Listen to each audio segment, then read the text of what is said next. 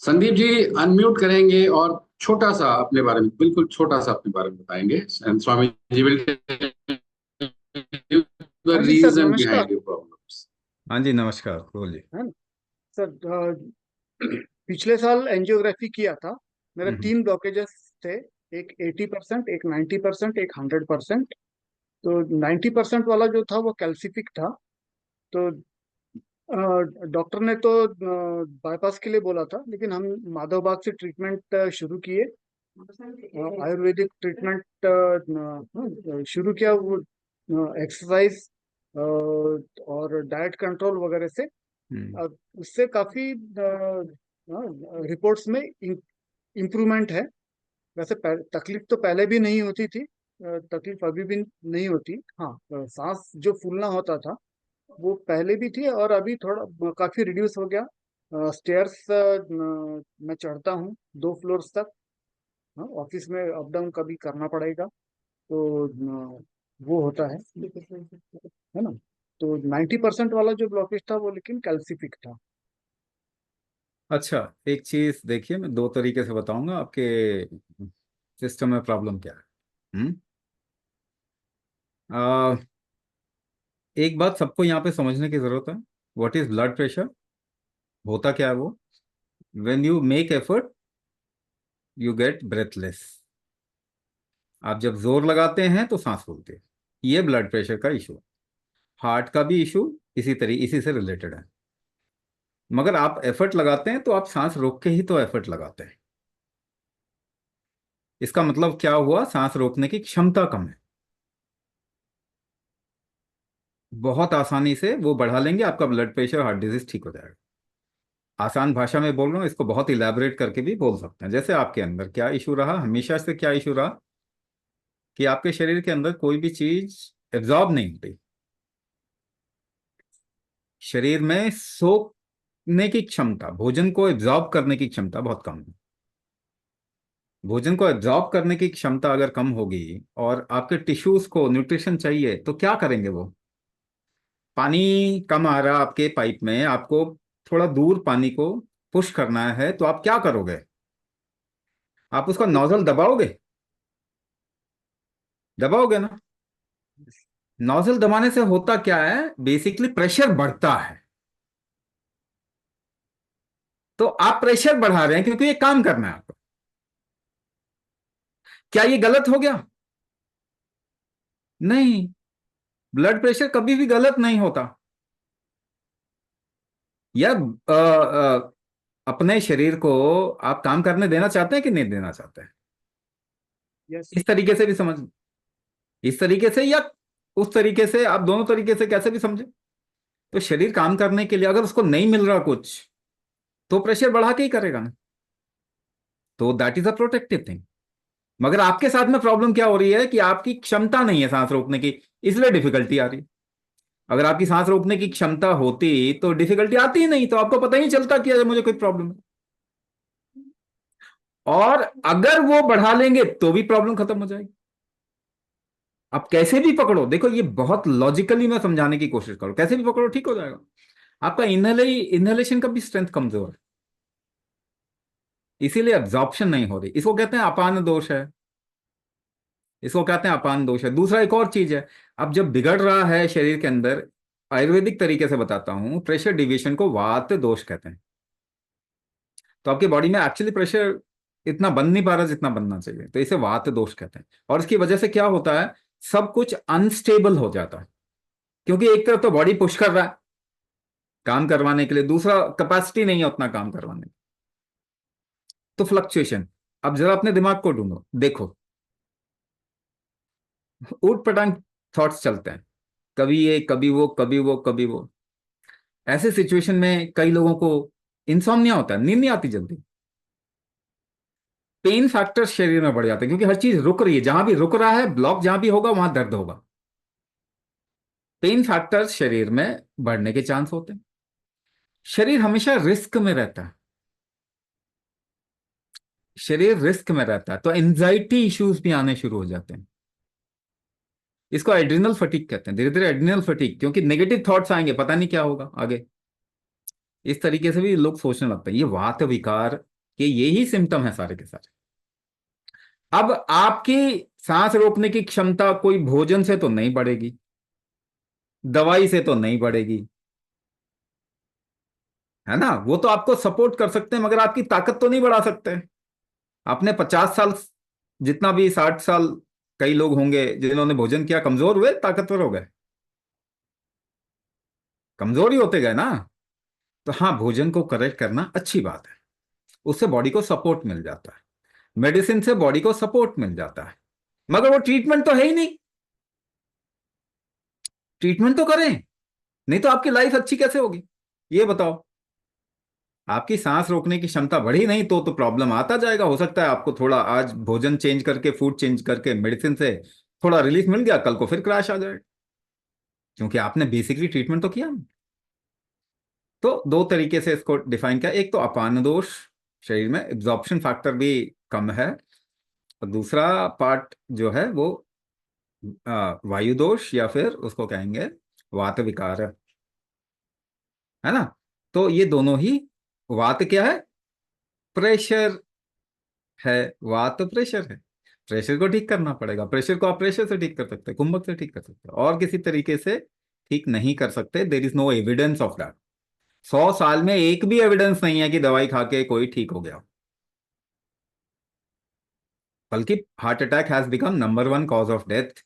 Blood pressure हर एक को आएगा ही, आएगा। हम्म।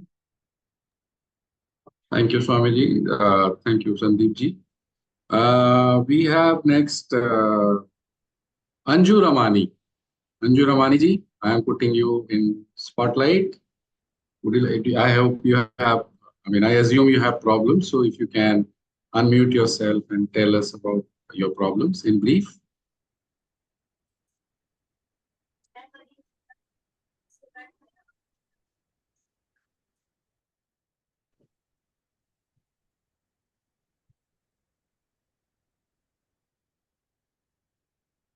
हाँ जी, बोलिए। Anju ji, can you hear me? You can speak. Yes, yes, yes. Can you hear me? Yes, yes, Yes. good, good. Yeah, I have BP problem. Hmm. That's why I have joined your webinar. What else? What else? No, nothing. Just BP. How Yeah. much is your BP? Oh, it's high. How much After high? taking medicine also, it is, 160/80 it was, yeah, that day. First of all, what's your age? Mine is 62. 62. For you, the normal blood pressure is 62 plus 100, plus 110 rather. So how much is it? 172. Yeah. So 172 is normal for you. Why are you worrying? किसी ने बोल दिया ना। Yeah. तो आपके as के हिसाब से, for your age, this is normal blood pressure. You should not be taking medicine. No, I'm taking. You are taking medicine, then you are a good candidate of other problems coming in your life. So just find this. You will also find this very funny. How we are treating the blood pressure. We are pulling out water from our body. That is why you are always given a medicine, either a calcium channel blocker or a beta blocker, or and you combine it with something called as diuretic, hydrochlorothiazide, losartan, toza, ripesco, losartan potassium, or telmisartan potassium. Now, what does it do? What is the easiest way to put down the meter of blood pressure? I'm telling you, if you take a little diuretic and you just urinate a little more, after urination, you'll see your blood pressure will be less. So pulling out water from your blood and throwing it out is the easiest way to show the meter down. Will it cure your blood pressure? No. Now, you are just torturing your body to push the water out of the body, isn't it? So let's see it from some other perspective. Your body doesn't want to throw out the water, but you are taking some ACE inhibitor, and you making the body push water out of it. Why you are making the body push water out of itself? Because you have some meter to show.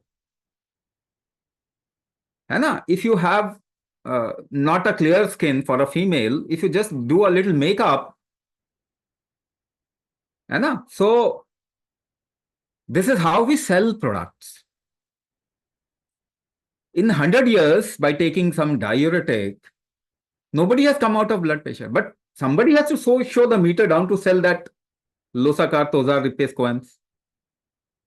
Now, the dangerous thing is your heart health depends on the water content of your body. Just listen to me carefully. Your health of your heart depends on the water retaining capacity of your body. So if you lower down blood pressure, you will get into heart attack. But if you do not correlate these two things, it's easy to sell blood pressure medicine. And if the doctor doesn't know how to correlate how these things are related, obviously they'll be selling their blood pressure medicine.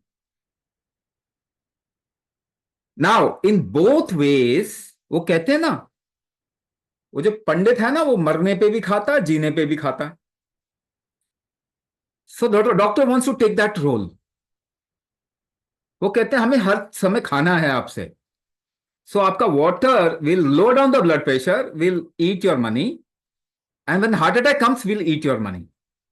So this is a great model of generating money and decapacitating the whole humanity.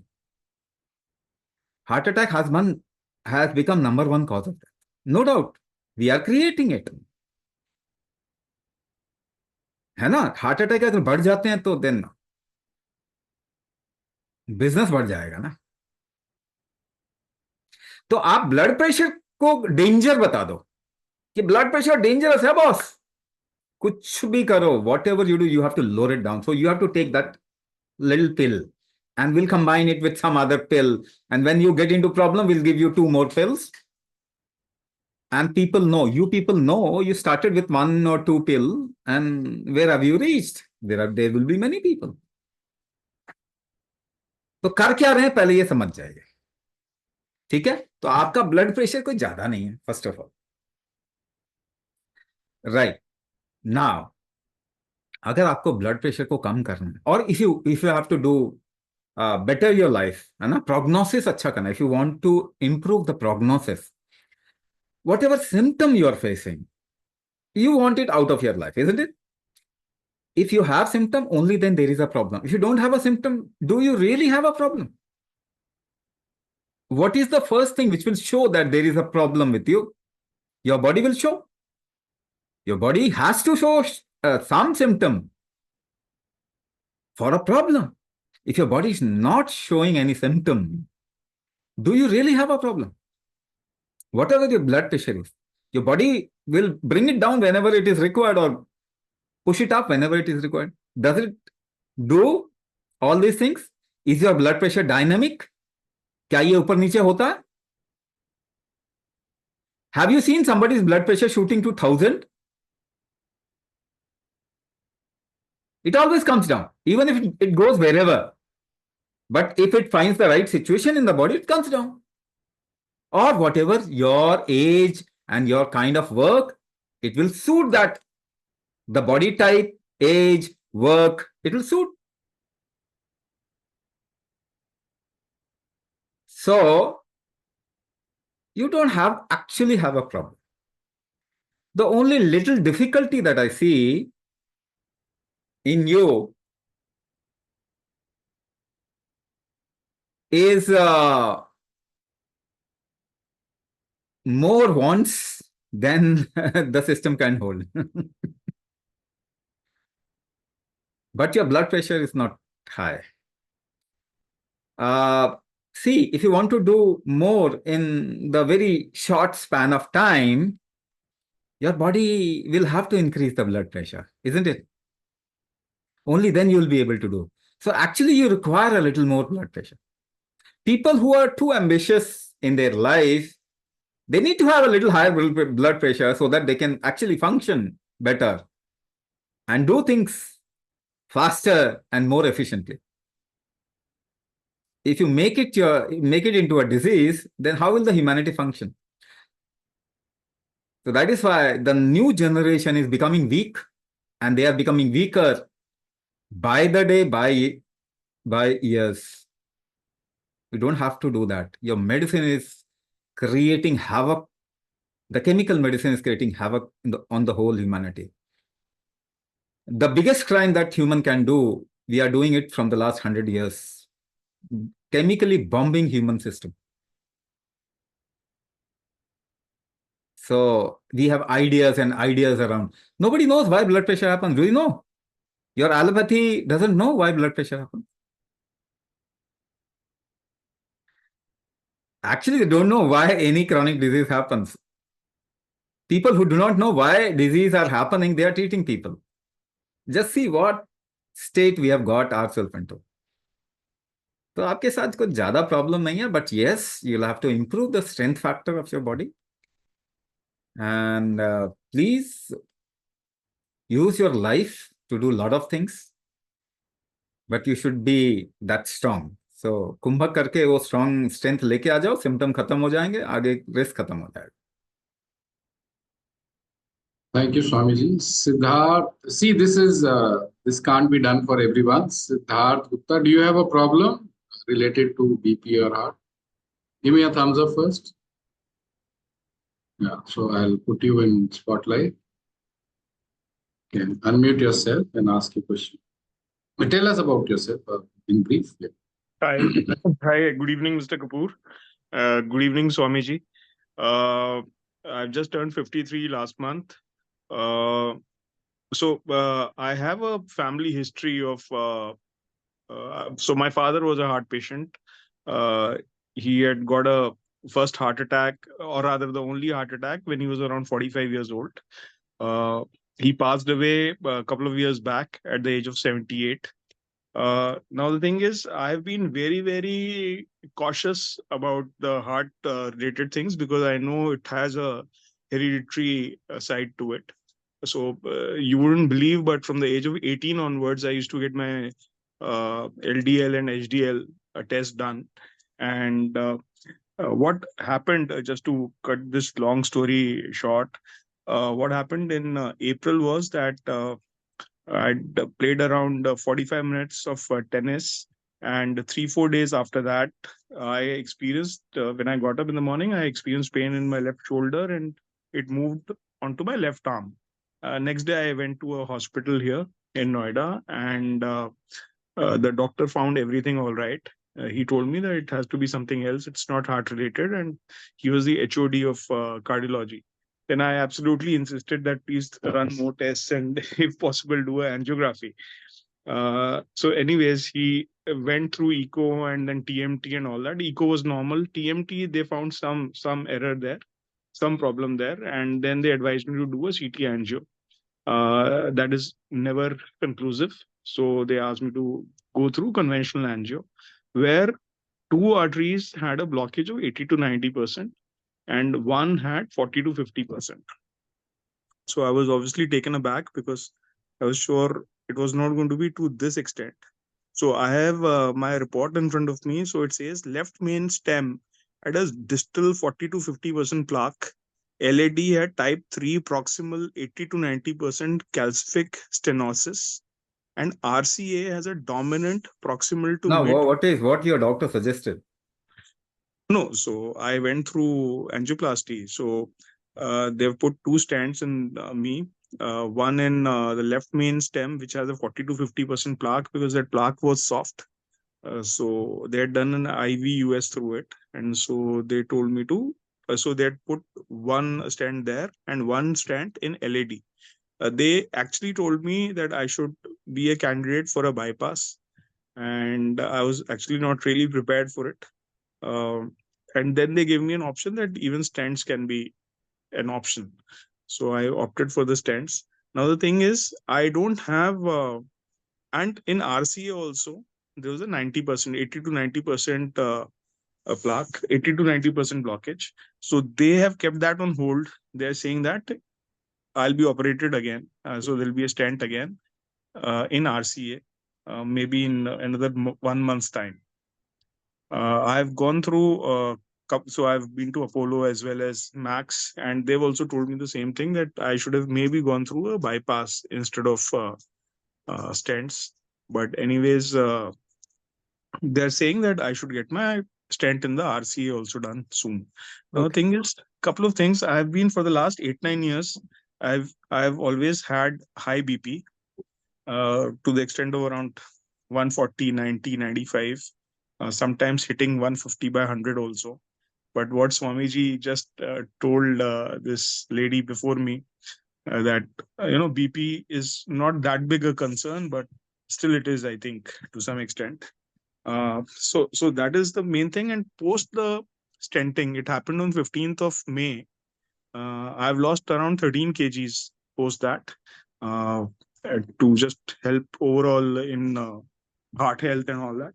But there's one thing I'm experiencing, and I don't know how to put it.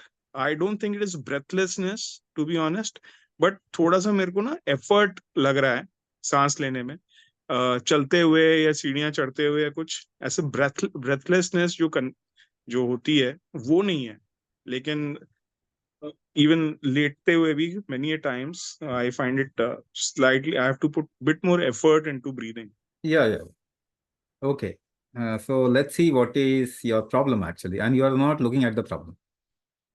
And nobody is looking at the problem because they are not trained to look at the problem. They are just trained to do an angioplasty and angiography and then angioplasty. It will not solve any problem, first of all.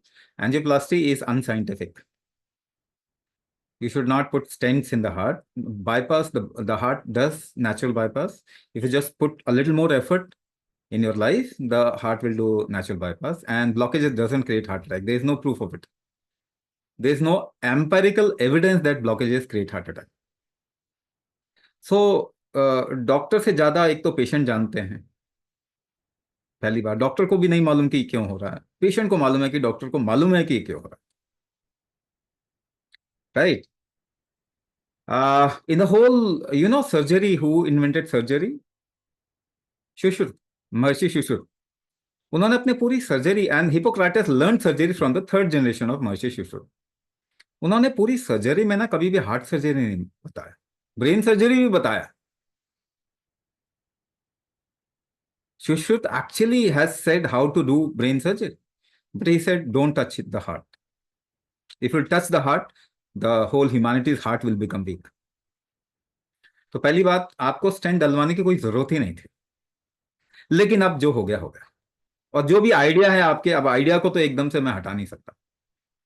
ठीक है, वो आपके रहेंगे ideas, क्योंकि you are trained into it. You are trained into British classroom education, जो कि आपको एक तरीके से ट्रेन करते हैं. अब उसमें क्या कर सकते हैं, unless and until we change the whole education system. अभी भी तो हम वही हैं. दुनिया में किसी को ठीक नहीं किया हार्ट अटैक से, मगर क्या है, सर्जरी वही करेंगे, सॉल्व वही करेंगे. तो आपकी प्रॉब्लम क्या है मैं बता देता हूं. लिवर से रिलेटेड आपकी प्रॉब्लम थी, अगर उसको ठीक कर लिया होता तो कोई सर्जरी की जरूरत नहीं पड़ती. Your food, when it gets converted, it is not getting converted properly into blood. इसको रक्त पित्त कहते हैं. आयुर्वेद में they call it a condition called रक्त पित्त. Now if रक्त पित्त is there, क्या होगा कि आपका पूरा का पूरा हीट फैक्टर बॉडी का ना फ्लक्चुएट करता है. And also what happens, your body gets into a little risk very often. Usually when pain happens in your chest, most of the time, or in the arms, kabhi kabhi hota, that can be because of misalignment or disalignment also. Most of the time, it has nothing to do with your heart. Most of the time, it has to do with your digestion. Most of the time. ठीक है, लेकिन अब अगर गोलियां खा खा के आपने इतना हालत खराब कर दिया, then your body will also try to close the shop ना. अगर आप बॉम्बिंग कर रहे हैं बचपन से बॉडी का, तो एक टाइम पे तो ये क्लोज करने लगेगा ना अपनी दुकान, कहेगा कि ठीक है ये पता नहीं क्या कर रहे हैं, no, let's close it down. So that becomes an autoimmune disorder. That becomes a progressive disorder. तो liver function is compromise, liver से जो मेटाबॉलिक कन्वर्जन हो रहा है ना ब्लड में, एंड बोन मैरो से जो मेटाबॉलिक कन्वर्जन हो रहा है, कन्वर्जन ठीक से नहीं हो रहा है, इसे रक्त पित्त कहते हैं। If you just cool down your body, आपको अच्छा फील होने लग जाएगा। These people get into heat issues, heat fluctuate होता है, they get into कई लोगों का ऐसा होता है कि when the body gets into risk, they get into a state of anxiety, घबराहट होती है और डर लगता है पता नहीं क्या हो जाएगा। एंड जब डर लगेगा तो फिर you are a business for somebody. तो अच्छा है लोगों को डर लगता है, so that somebody is doing business. पैसा कमाना कोई गलत बात तो है नहीं, but at the cost of what? Now every stent in your heart lowers your age by 2 to 5%. दूसरी बात, आप जरा सोचो, आपके पिताजी को हार्ट अटैक हुआ, बट गो 3 जनरेशन बैक, किसको हार्ट अटैक हुआ इस इंडिया में बता दो, भारत में? या डायबिटीज थी किसी को, just 3 generation back, and they lived longer. Even your father lived pretty good, उनको बहुत जल्दी हार्ट अटैक आया, but the age he left the body was okay. अगर पीछे जाएं तो people used to live healthy for longer, है ना? घर में मरते थे आराम से सारे, बिना बीमारी के मरते थे। आज तो हॉस्पिटल जाना पड़ता है आपको मरने के लिए, पैदा होने के लिए भी हॉस्पिटल जाना पड़ता है। सो आपका जो प्रॉब्लम है ना, वो प्रॉब्लम है एक्सलेशन जो है ना, वो कंट्रोल में नहीं है, व्यान दोष। एक्सलेशन जो है ना वो प्रॉपर नहीं है। एक्सलेशन अगर प्रॉपर होता ना तो आपका लिवर बहुत जल्दी रिजुवनेट करता, वो रिजुवनेशन होता। तो एक्सलेशन अगर प्रॉपर नहीं होगा तो ये body will not be able to detox itself also properly. रक्त पित्त के चांस होते हैं, लिवर का पे इसका इंपैक्ट आता है। अगर इसको हम थोड़ा स्ट्रेंथ दे दें and you just cool down your body, मैं आपको एक हैक दे रहा हूं, आप ये हैक करो, आपको आराम मिल जाएगा, but it is not a treatment, you know, hack can not be a treatment. वो तो आपकी शरीर की शक्ति जो है उस फंक्शनिंग की वो बढ़ानी पड़ेगी, that is only treatment, medicine can't do it, है ना? तो एक्चुअली आप गए थे, आपका कोई भी प्रॉब्लम दिखा नहीं, फिर आपने, you know, if your heart doesn't have blocks it will not survive beyond 30 years age. Blockages are good, blockages are a survival mechanism. आपका लिपिड प्रोफाइल अगर इधर उधर होता है, इट इज सेइंग कि आपके शरीर में रिस्क है, मैं बचा रहा हूं, वो गलत थोड़ी हो गया। योर कॉर्टिसोल एंड सेरोटोनिन, अगर बॉडी जो एंटी स्ट्रेस हार्मोन है उसको प्रोडक्शन के लिए जो मटेरियल, रॉ मटेरियल है, it is cholesterol and triglyceride. आप कह रहे हो कि नहीं जी मुझे तो सेरोटोनिन और कॉर्टिसोल चाहिए ही नहीं, मुझे खुश होना ही नहीं है लाइफ में, तो ठीक है, then you take statin, cholesterol कम कर दो फिर। It is not bad, but why they are increasing? आपका स्ट्रेस क्यों बढ़ रहा है लाइफ में, उसको अगर ठीक कर दोगे, टॉलरेंस बढ़ा दोगे, तो स्ट्रेस नहीं आएगा, तो कोलेस्ट्रॉल ट्राइग्लिसराइड बढ़ाने की जरूरत ही नहीं पड़ेगी बॉडी को। तो we are not treating anything, क्योंकि ट्रीटमेंट तो मालूम ही नहीं है ना किसी को। वो तो केवल स्कैन कर रहे हैं, देख रहे हैं, अच्छा ये गलत हो गया चलो इसको कर दो ठीक, वो गलत हो गया उसको कर दो ठीक, ब्लड प्रेशर होगा इसको कम करो। It's a very very naive way to look at how life works. तो आपको अपनी लाइफ को अगर अच्छा बनाना है तो this will make it better, nobody else can make it better. आप सोचें आपका डॉक्टर आपको बचा लेगा, नहीं नहीं नहीं, कोई नहीं, आज तक तो हुआ नहीं। There is no empirical evidence. Cholesterol triglyceride heart attack कराते हैं, दो there is no empirical evidence. In fact जो जिनको ये फॉलो करते हैं, Indian doctors, American College of Physician, American Medical Association, they have started saying कि cholesterol triglyceride is good, they have started saying it. तो यू टर्न तो ये लेते ही रहते हैं ना बीच बीच में, मगर at the cost of what? Are you a guinea pig? कल को अगर ये कहने और सारे डॉक्टर बोलने लगा अरे स्टैटिन तो गलत खिला दिया तुमको 20 साल तक, कोलेस्ट्रॉल ट्राइग्लिसराइड तो अच्छा होता है, but you ended up putting 10 stents in your heart. क्या अगला स्टेंट नहीं आने वाला है? Ask yourself this. So who can correct you? This body can correct itself, but you'll have to create the required strength for reversal or for recovery. वो कमजोर हो गया, वो पॉइंट आउट करके कि आपके अंदर क्या प्रॉब्लम है, लिवर को रिजुवनेट को, वी गिव यू फॉर्मूलाज, हम आपको कस्टमाइज चीज देते हैं, फॉर्मूला देते हैं. For example, if your acceleration is weak and your liver gets impacted, then we'll give you formula 1:1:4:2. Inhale for 5 seconds, hold for 5 seconds, exhale for 20 seconds, hold for 10 seconds. It will start rejuvenating your liver. So कुंभक में diagnosis is important. We diagnose you कि actually problem शुरू कहां से होगा. Then give you customized formulas. And also the module is designed in such a manner where it actually improves your heart functioning, or improves the tolerance of the body, improve the factors which has resulted in blood pressure. वो करना चाहिए, आपका शरीर आपको बचाएगा और कोई नहीं बचा सकता. ये बात आज समझो, आज से 5 साल बाद समझो, आज से 10 साल बाद समझो, मगर ultimately this is the truth. So just empower your body. It can take care of anything. 3 generation पीछे चले जाओ, कोई क्रॉनिक डिजीज नहीं था किसी को. Now we have made it genetic. Because of medicine, we have made disease into a genetic disease. And the doctors, the medical fraternity, इसको बोल के नहीं ये जेनेटिक है, छूट नहीं सकते. There are a lot of people working now in this area. और हम उनसे जवाबदेही लेंगे कि 100 साल में आपने ह्यूमैनिटी का जीनोम कैसे बदल दिया, आपने इसको कमजोर कैसे कर दिया. You can't put the onus on genetics. हाँ, जेनेटिक्स है जी, हम क्या करें इसमें. आपने एक इंसान को ठीक नहीं किया आज तक. मगर अगर if you want to improve your prognosis, please work upon your body. ये बेचारा ना टॉर्चर हो रहा है, इसको ठीक करो, आपकी लाइफ अच्छी हो जाएगी. 100% गारंटीड. स्टैम्प पेपर पे लिख लो.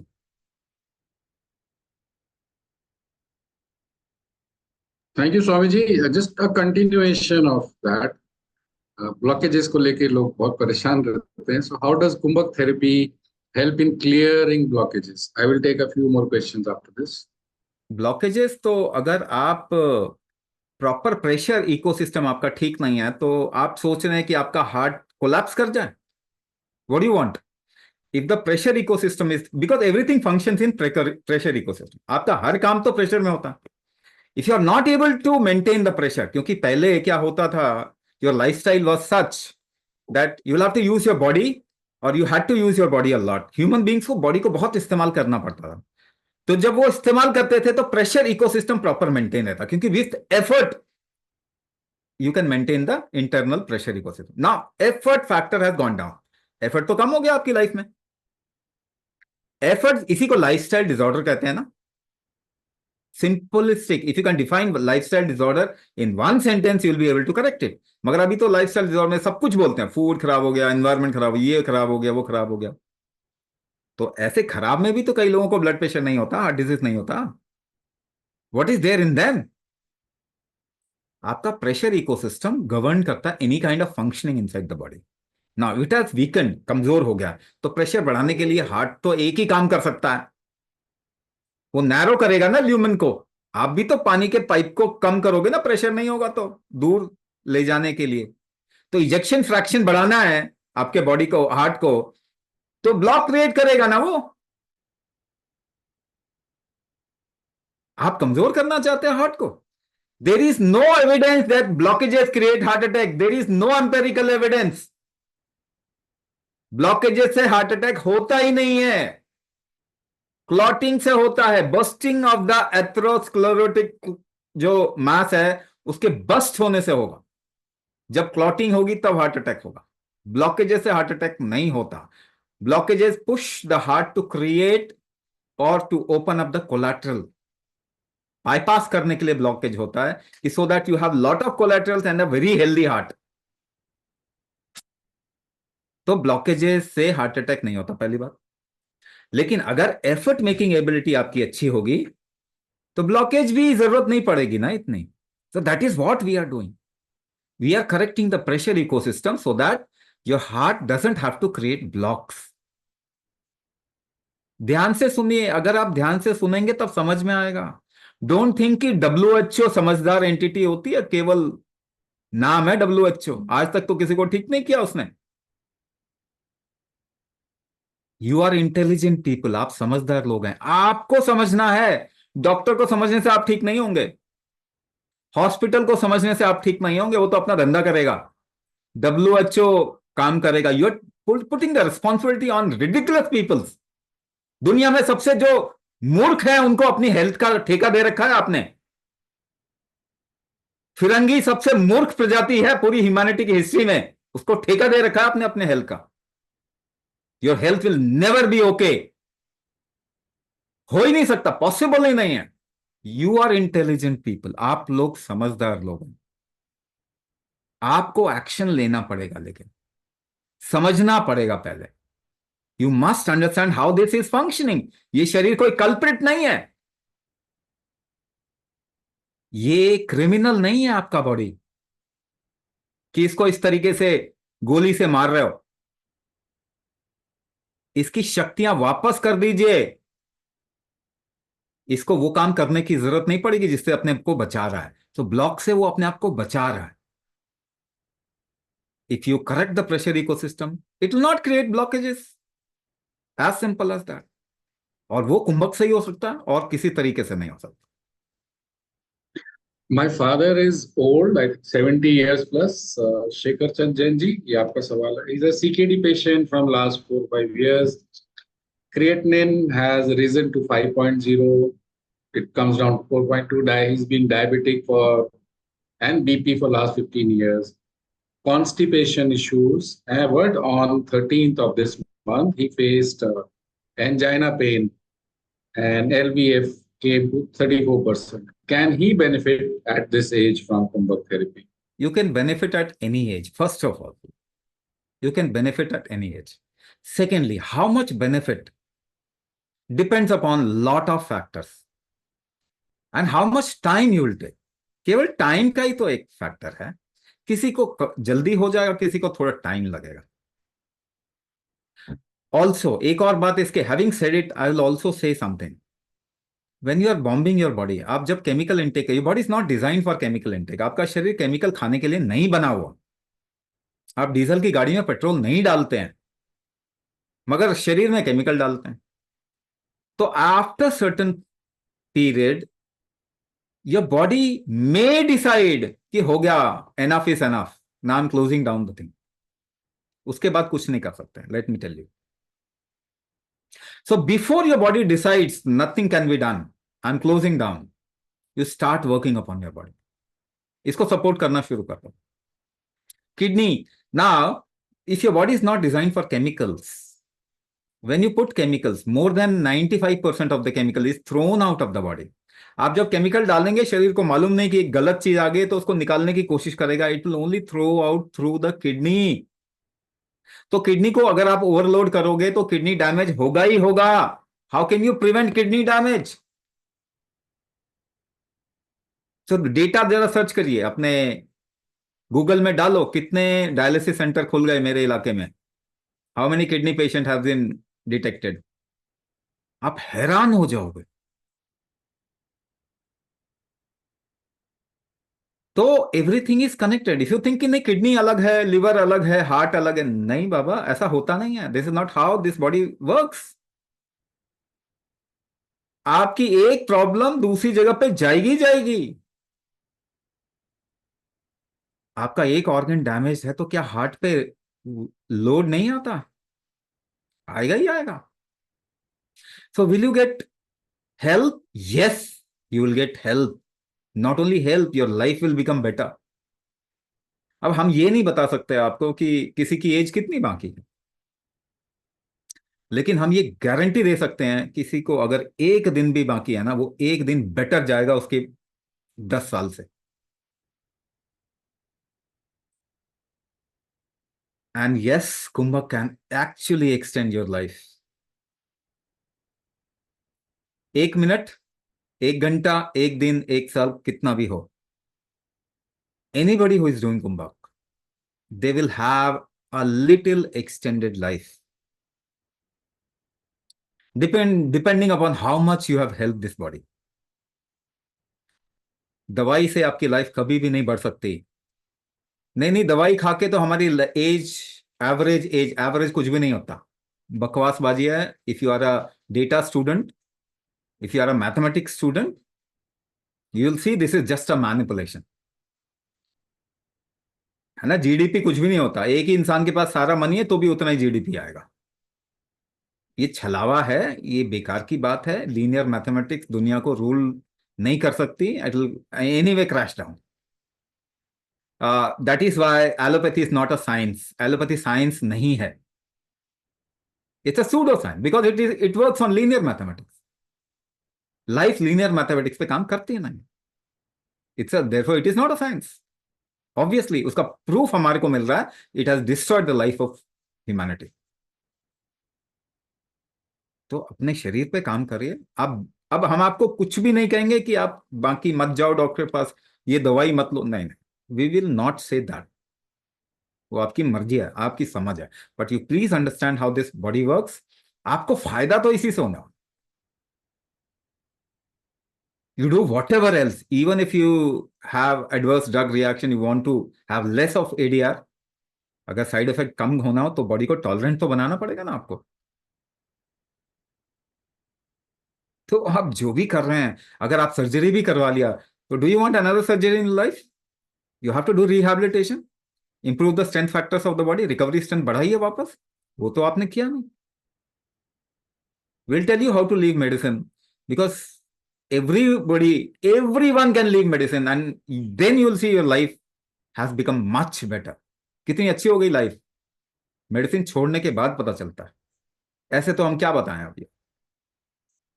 बट प्लीज टेक अ वाव, एक करिए तो सही। ये खराब हो रहा है ना, improve the recovery strength of your body, improve the effort making strength of your body, improve the immunity factor, improve the regenerating capacity of your body। ये शरीर ही ठीक करता है, दुनिया में कोई आपको ठीक नहीं कर सकता। Please improve the strength factors of your body. That is why I am saying कि आपकी एक दिन भी जो है ना, वो बहुत एम्पावर हो जाएगा। Swamiji, Poonam Thakural ji has a request. Her daughter is partially visually challenged, okay, and her BP kind of fluctuates quite a lot. So, Poonam ji, you can unmute yourself. Age You क्या है, can. पहले तो age बताइए अपने doctor. She is 30 plus, 35. Yeah. Okay, good evening sir. हाँ जी हाँ जी, बोलिए। सर मेरा नाम सबीना है सर, मैं विजुअली ब्लाइंड हूँ सर। हाँ हाँ। तो सर मेरी एज है सर 35 हम्म। सर, और मेरे को ना जैसे बीपी इशू रह रहा है सर, और मेरी वो सर नीचे वाला रहता है सर 90-95 के बीच में सर बीपी। और सर मैं खा रही हूँ ऊपर सर वाला कितना रहता है? सर ऊपर वाला बीपी रहता है सर 130 के आसपास सर। और आपका वो वेट कितना? सर वेट मेरा 55-60 के आसपास है सर। हाँ जी। और हाइट कितनी होगी? हाइट सर 5'3" है। देखो, आपको ना एक्चुअली में थायराइड की वजह से बीपी हो रहा है। ये बीपी कोई ज्यादा बीपी नहीं है, पहली बात तो ये। थायराइड की वजह से ना, वो नीचे वाला जो ज्यादा हो रहा है ना, वो एड्रिनल फटीग हो रहा है आपको। आपका शरीर ना रिस्क में आ रहा है, तो एड्रिनल फटीग हो रहा है। तो वो थायराइड की वजह से हो रहा है, शरीर में कोई चीज फैल नहीं रही अंदर।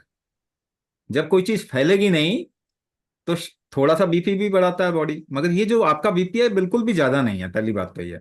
लेकिन आपको प्रॉब्लम जो है, वो ट्रांसपोर्ट नहीं हो रही आपके शरीर में कोई चीज।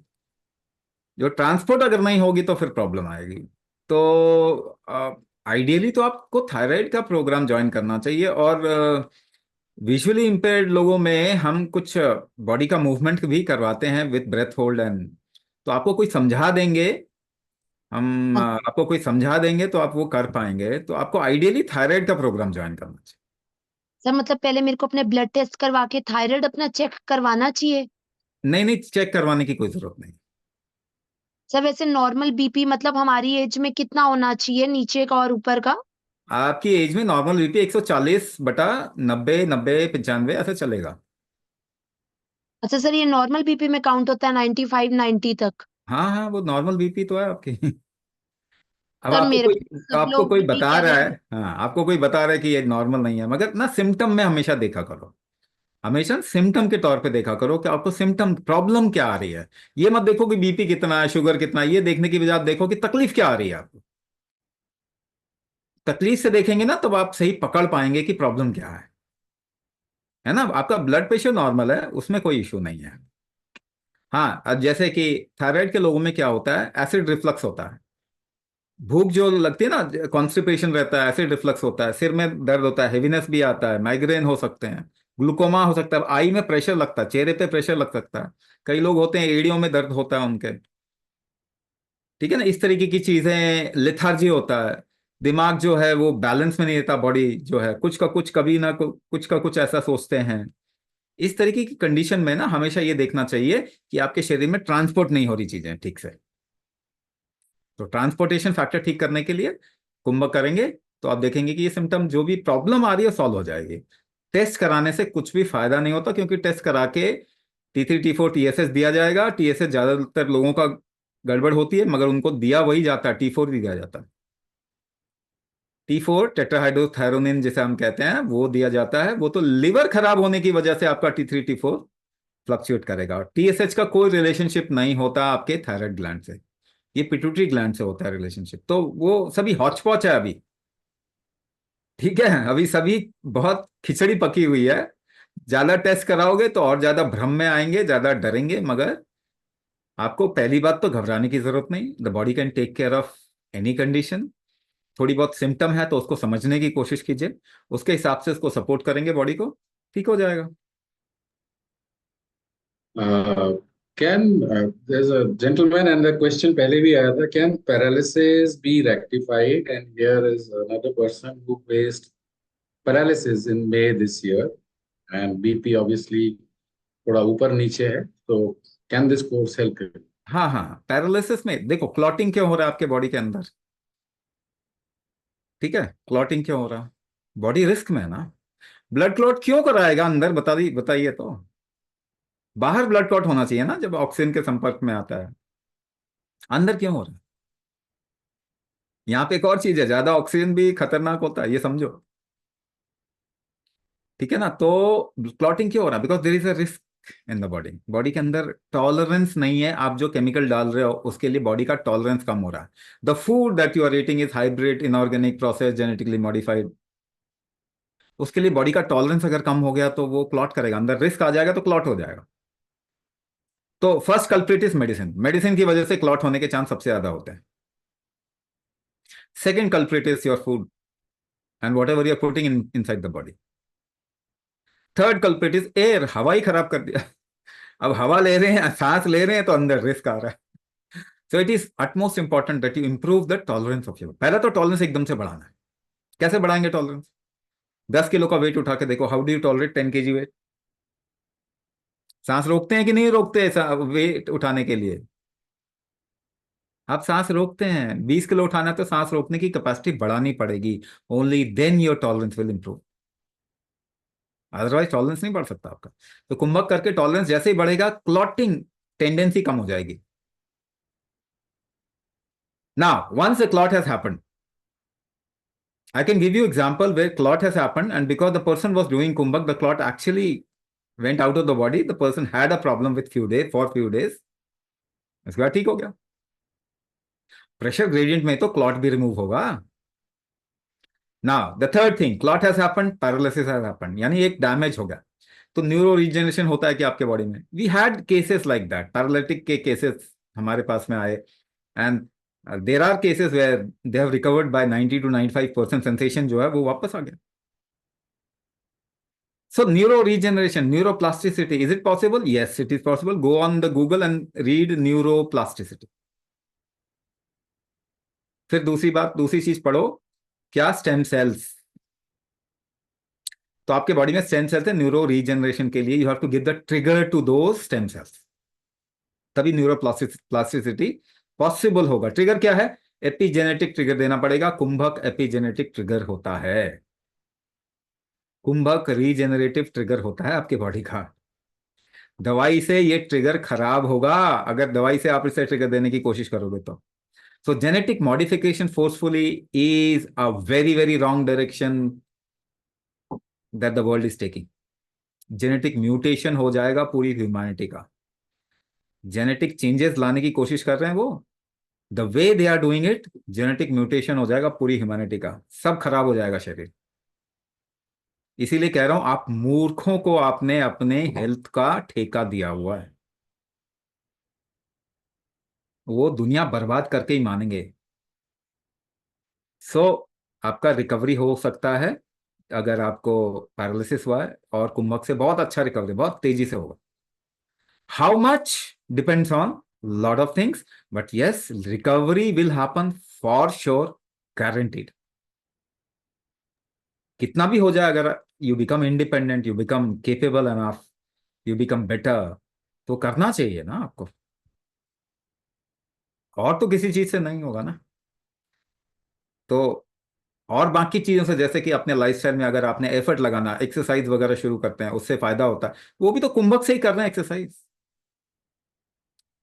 बट उसके साथ में रिस्क ये है कि if your heart is weak, you will get into heart collapse, ज्यादा एक्सरसाइज करोगे तो first make your heart strong, make your organ strong, and then you do whatever, कुछ नहीं होने वाला फिर आप।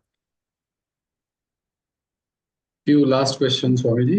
Can BP cause brain aneurysm? वो क्या होता है? मतलब क्लॉटिंग से वेन, मतलब नर्व डैमेज, एन्यूरिज्म में तो डैमेज ही होना चाहिए, या क्या होता है वो? ये साइंटिफिक वर्ड तो, साइंटिफिक वर्ड इतने सारे डाले हुए ना, इसको साइंटिफिक ग्रीको रोमन वर्ड है ये। It is bulging or ballooning in a blood vessel in the brain. Okay, actually bulging will reduce by practising kumbhak, उल्टा है। मतलब जो बलूनिंग होगी ना आपके ब्रेन में, वो कुंभक करने से कम हो जाएगा। And in fact we see lot of examples, जैसे कि कहीं भी बल्जिंग होता है, वेरिकोज वेन, बल्जिंग हो गया, you do kumbhak, it will become fine. In your heart, if your heart arteries में वहां पे बल्जिंग होता है, और left ventricular hypertrophy, LVH, kumbhak करने वालों का LVH करेक्शन मोड में आ जाता है, ठीक होना शुरू हो जाता है। Not only that, if you have any kind of gas retention, water retention, fat retention, शरीर में हर्निया, और some kind of a deviated structure, तो हम क्या करते हैं, उसका व्यान पक्ष ठीक करते हैं, उसका डिविएशन खत्म हो जाता है, स्ट्रक्चर इंटैक्ट हो जाता है। तो bulging in the brain, it can come down. अब मैं आपको एक सिंपल सा इसका, आप आइडिया क्या लगा रहे हो कि जब भी सांस रोकेंगे तो प्रेशर बढ़ जाएगा ब्रेन में, आप आइडिया ये लगा रहे हो। तो आप मुझे एक बात बताइए, क्या आप जब सांस लेते हैं तो आपके ब्रेन में जाता है वो सांस? आपके ब्रेन में तो जाता नहीं है सांस। So what will happen? Bulging always happens because of certain weakness of the walls or blockages. तो जब आप फ्लो बढ़ा दोगे किसी भी पार्ट में, तो बल्जिंग की जरूरत नहीं पड़ेगी ना उस एरिया में, एंड एक्सचेंज ज्यादा होगा ना। सपोज करो एक टिश्यू बल्ज हो गया, there is lot of fluid which has got stuck in that tissue, pressure से एक्सचेंज बढ़ जाएगा तो वो फ्लूइड कम हो जाएगा। Pressure creates the exchange between tissues ना। तो बल्जिंग तो ठीक होगा, वो बल्जिंग बढ़ कैसे जाएगा? This is why I am saying, अगर लीनियर लॉजिक से आप हर चीज को डिकोड करने की कोशिश करेंगे तो नहीं होगा। That is not how life works. तो थोड़ा तो डेप्थ चाहिए ना समझने के लिए, थोड़ा तो डेप्थ चाहिए, और आप समझ सकते हैं, आप सभी समझ सकते हैं, आप सभी समझदार लोग हैं। लेकिन प्रॉब्लम है कि आप पढ़े लिखे लोग समझदार नहीं होते। एजुकेशन टेक्स डाउन और पुट्स डाउन योर इंटेलिजेंस। मगर अभी भी तो आप समझ सकते हैं जो मैं बोल रहा हूं क्या वो इलॉजिकल बोल रहा हूं? So just understand things from your wisdom, not what information you have read in the Google, YouTube में क्या सुना, डॉक्टर ने क्या बोल दिया। डॉक्टर ने तो ठीक नहीं करते ना किसी को भी, वो तो कहेंगे सर्जरी करवा लो। मगर surgery is not a treatment, surgery is just management, adjustment, है ना। ट्रीट करना है तो आपको शरीर कर देगा treat, but you have to understand how it functions और इसको कहाँ पे काम करना।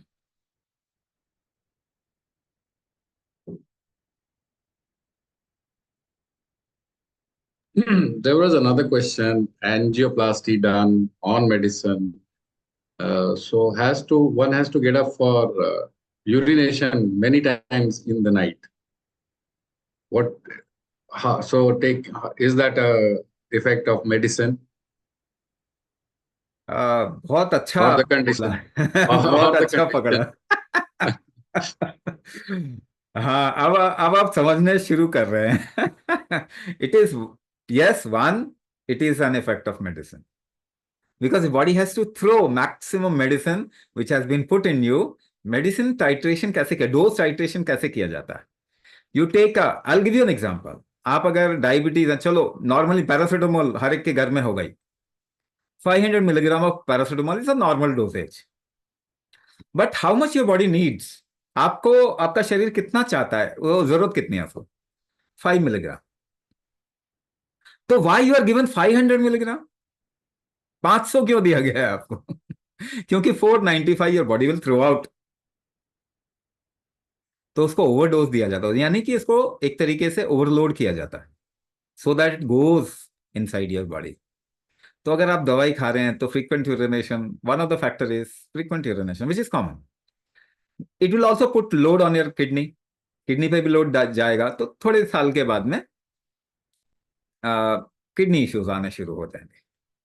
ठीक है, नाउ द सेकेंड फैक्टर, दूसरा part, if your metabolism is not okay, यानी the efficiency of your body to utilise food, भोजन को इस्तेमाल करने की क्षमता, वो कहां से आएगा? लिवर से आएगा। Now when you put medicine, where does the medicine go? वो मेडिसिन जाता कहां है? आपके शरीर का गेटकीपर क्या है? हाँ, पहरेदार कौन है? लिवर है, सब कुछ लिवर से होके गुजरता। So liver has to do excessive work, ज्यादा काम करना पड़ता है लिवर को, to push the medicine out of your body. The second work and the main work for liver is metabolism. अब आप दवाई खाओगे तो बेचारा मेटाबॉलिज्म कितना करेगा, and the chemical also gets bombed in the liver. Chemical का फूटना जो है, वो बॉम्बिंग जो है वो लिवर में ही तो हो रही है। If you put chemical on your skin, what will happen? जलन होगा, इन्फ्लेमेशन होगा। अगर इन्फ्लेमेशन होगा तो आपको क्या लगाना पड़ेगा? घी लगाना पड़ेगा थोड़ा, इन्फ्लेमेशन कम करने के लिए। तो लिवर भी तो बेचारा घी लगा रहा है, फैट क्रिएट कर रहा है, वो कैसे गलत हो गया ये बताओ? Why fatty liver is bad? Fatty liver means liver is trying to protect itself. अब मेटाबॉलिज्म कम हो गया, फैट आ गया लिवर में, इंसुलिन रेजिस्टेंस हो गया। अब देखते जाओ सब कंडीशन कहां से आ रही है। अगर आपके मेटाबॉलिज्म वीक हो गया तो kind of product, by product, metabolic product the liver will make will not B of right kind, तो शरीर इसको फेंकने की कोशिश करेगा। फ्रीक्वेंट यूरिनेशन, ठीक है ना। तो इसको और भी बताया जा सकता है, but see this story everybody can understand, सबको समझ में आ सकता है। There can be other factors, और भी तरीके से इसको समझाया जा सकता है, but then howsoever I explore this, कितना भी मैं बोलूं आप ठीक हो जाएंगे क्या? आप कितना भी ज्ञान ले लो आप ठीक हो जाएंगे क्या? Will you become fine?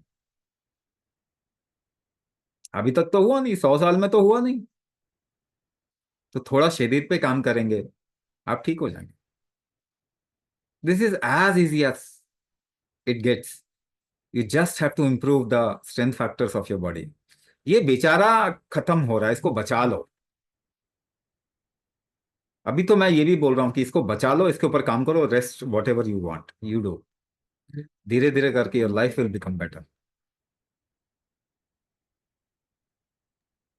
Thank you, Swamiji, for taking out time to answer so many questions and clarifying doubts.